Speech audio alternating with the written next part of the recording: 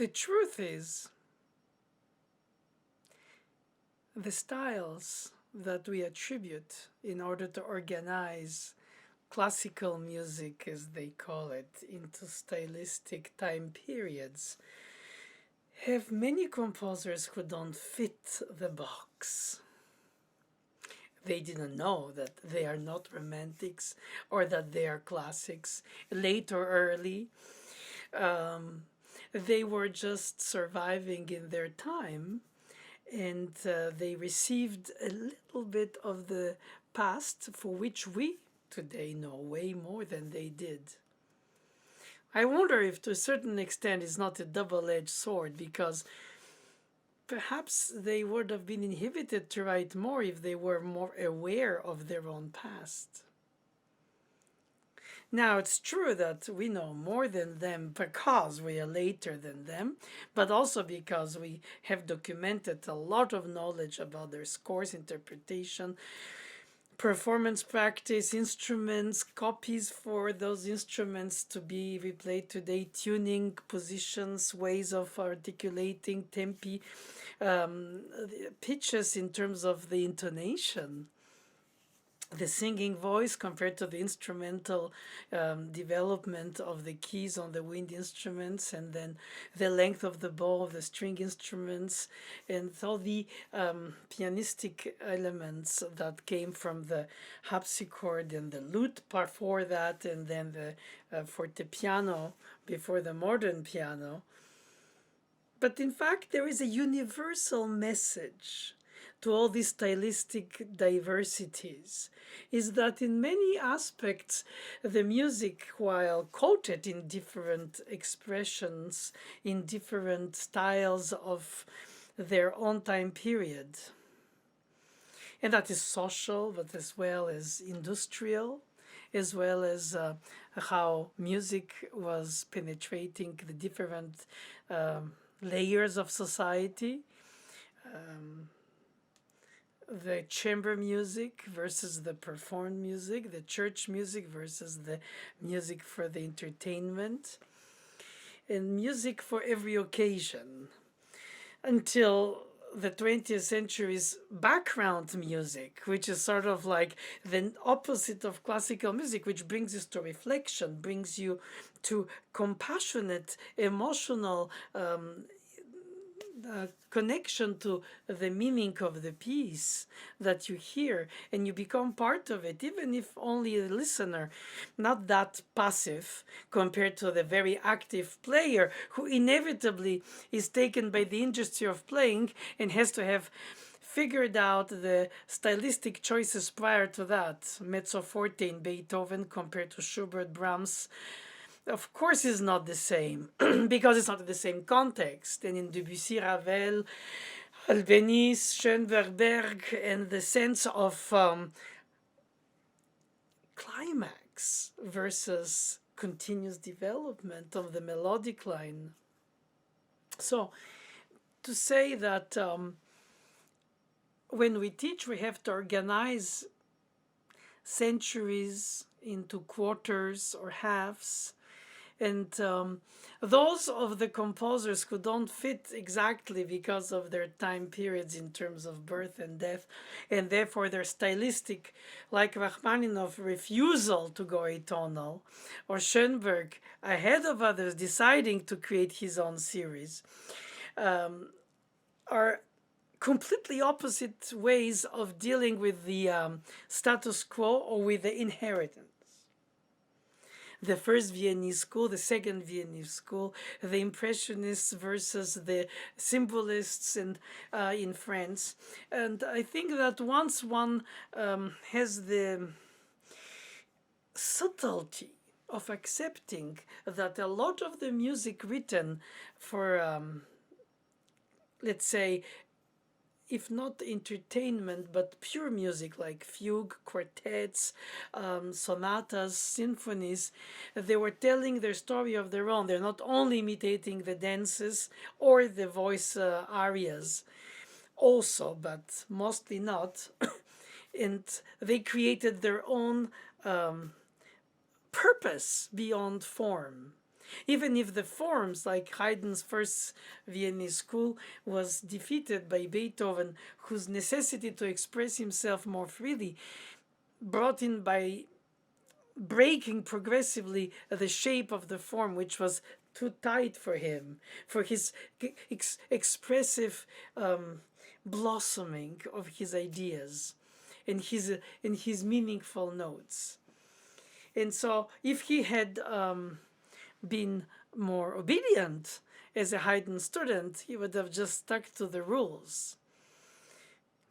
Presently, if it is a principal major sonata, you'll go to relative minor, perhaps to flat 6, because that is the deceptive in minor, delay tactics. So yes, he learns those things, and if it's minor, then principal key, the second theme could be in the relative major, but in the principal key, in the recap, you have the choice in minor, principal key mode, or major, as it was in the exposition when it was the major, because it was the relative. So subtleties, ways to highlight the thought processes, ways to highlight the consequences and the anticipations, ways to bring the music to express as close as possible literature. In German with Schumann, in French with Fauré or Debussy, and perhaps also Ravel for sure, and in Spanish with Albéniz. In fact, their music speaks their language through the notes. It translates their inner world of imagination, and they imagine in German, or they daydream in Spanish, or they imagine structures in French. And each of these languages have their sense of meaning. That's the whole point of a language, to convey meanings through concepts.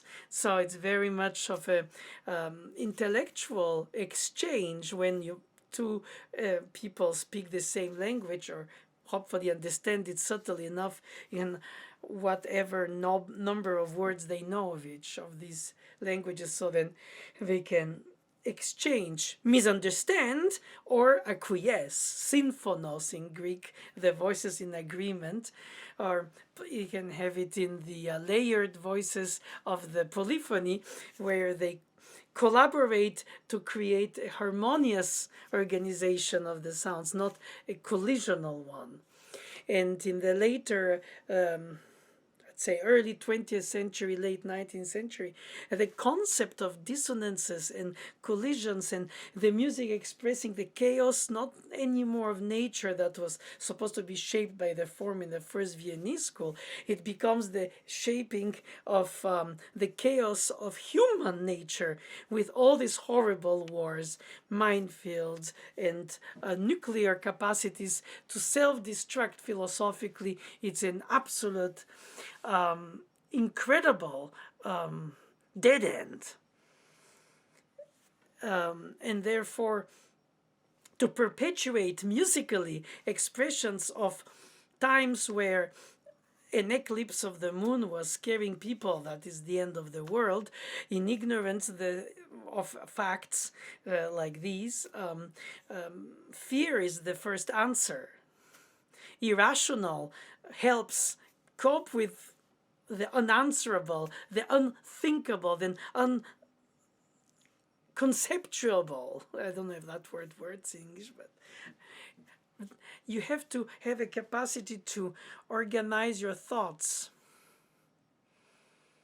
so that you can think how you place yourself in the whole structure, which is very difficult, because the more you think about the structure, the note, the phrase, the sentence, the stanza, the paragraphs, then the book, then the storytelling that can be told in different opera, film, mediums, or just novel, and then you start traveling outside of yourself in imagination, projecting yourself, rupture of disbelief, organizing yourself in a way that when you play a piece that even people know, you relive it in the time present, even if it's the music of the past, because it is universal enough to mean to you. And I like that very much because it's a deep conviction of mine that we're not dealing with museum pieces when we teach, play, perform, write, record, or describe music of the past. It's not museum artifacts. It's really living matter in its most incredibly revealing every time different ways of spontaneity. It talks to you, you answer to it by your ear, by your eyes.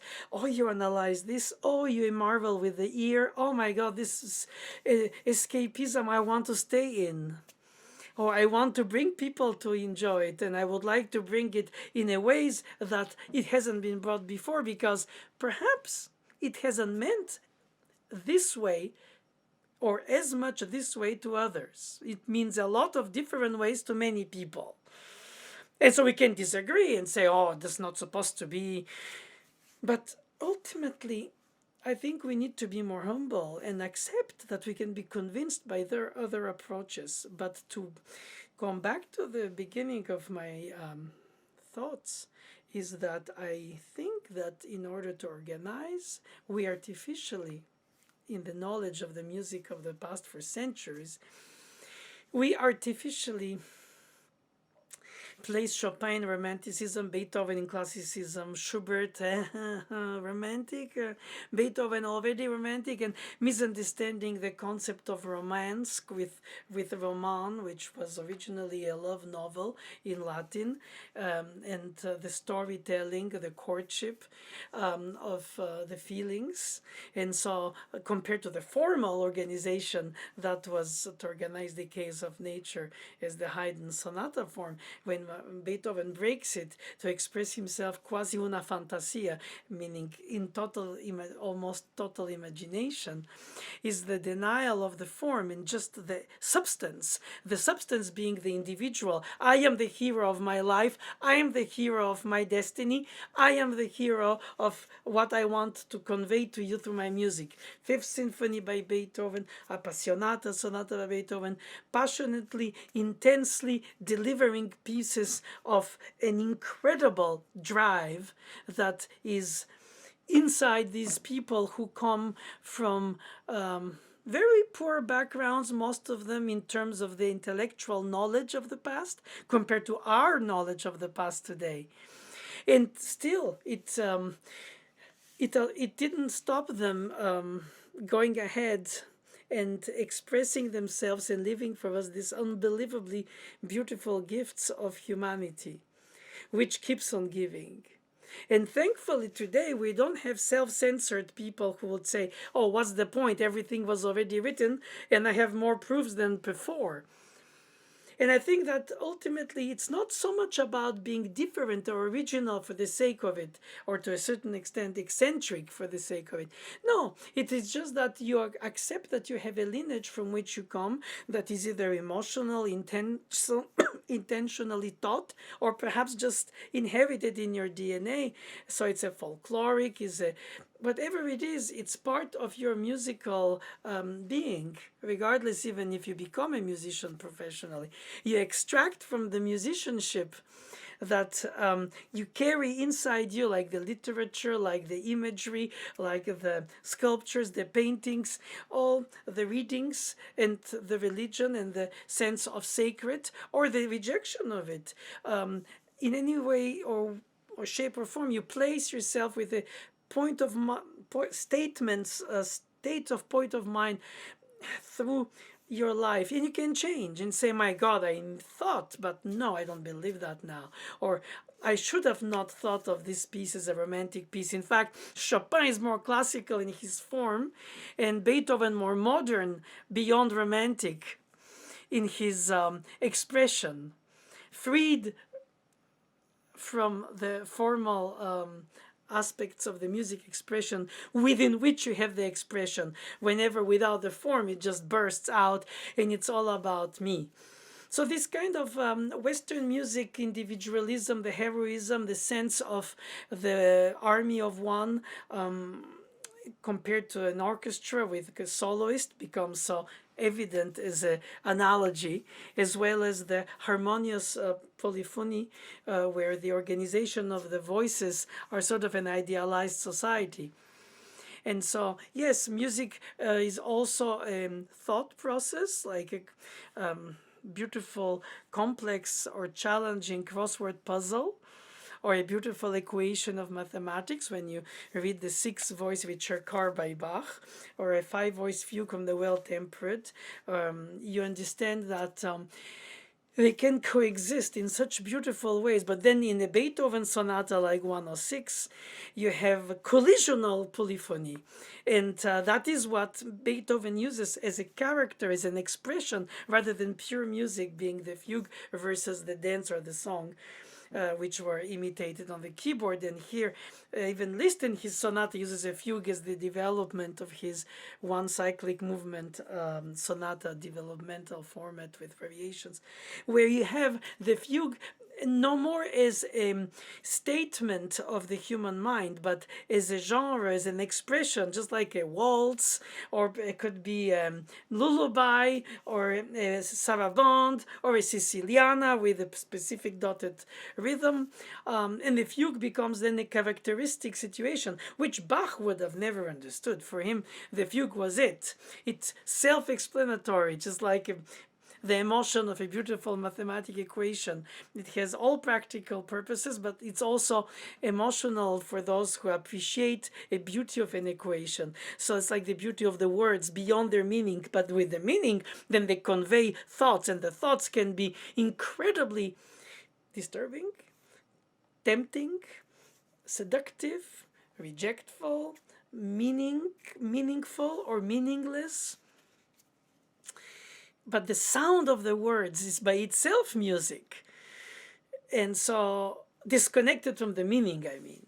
And so when we hear music without lyrics, we can still say Schumann is German, Fauré is French, Tchaikovsky is Russian, Mendelssohn is an angel. But I was going to say for Mozart as well, though they're both Germanic. But still, somebody like Albeniz is profoundly Spanish. The phrasing, the speech, the direction of the line, the structure, it's innuendos in music, the very innuendos of the voices of the spoken language, with the accents on the downbeat with Russian, or the upbeat in the French, or the Latin mostly ta ta ta ta ta ta ta, and the Russian ta ta ta ta ta ta ta, and the Spanish very spoken. The Italian also amazing to sing with the solfeging do re mi fa sol la si combination of vowels and consonants, but the language itself, that's why those Italian operas from the serious to the verismo are so incredible, because the voice needs open vowels to blossom and fill up the theater. And those or French closed vowels, or the silent at the end of the word, are very more sophisticated, difficult, and unnatural to sing unless you find a way to do it, because after all, you have to convey the words. But when you play music without words, but they still are evocative of the literature of the country from which the composer belongs. And when they travel, they adopt the other culture. They're very some of perhaps of the ear, musical ear, they have an adaptive intelligence. I mean, Scarlatti Italian in Spain, and Handel German in England. It's a bit more subtle than all that, but factual. Froberger, German, in Italy as well as in France and back to Germany. All these travelers cross-pollinated that lack of knowledge that was the amount of libraries everywhere and capacity to have traveling musicians in the past. That was very rare, scarce, hard, and expensive and rare. So misunderstandings can happen, or quotations can be also not meant by the composer, like Bach with the Vivaldis, or Johann Christian Bach sonatas by Mozart for first early concerti. Yeah, I can call it musical borrowings, and then you have the expression of music that goes from reflective to dance, from dance to incredibly entertaining or accompanying the storytelling of a film. After all, it's the music is the language to the psyche that overpasses words even, and suggests even what the image on the screen hasn't yet shown, but it announces it, either scary, either hopeful, with an expectation and then an emotional build up. Music is what it is, as well as what it can be as a reflection of other things in life: love, hope, despair, incredible sense of impatience, the utter drive of the imperious necessity of now. Who knows if there'll be a tomorrow? And a lot of these pieces are injected with an incredible drive. Quartets by Mozart, the symphonies of Tchaikovsky, the Mahler symphonies. They can be extended in huge forms, but they're still intense everywhere, with every note being touching exactly like an arrow its point, and that you get to be distracted and moved and told a story while emotionally transported in an escapism. It's marvelous. Music is the soundtrack of one's life, in fact.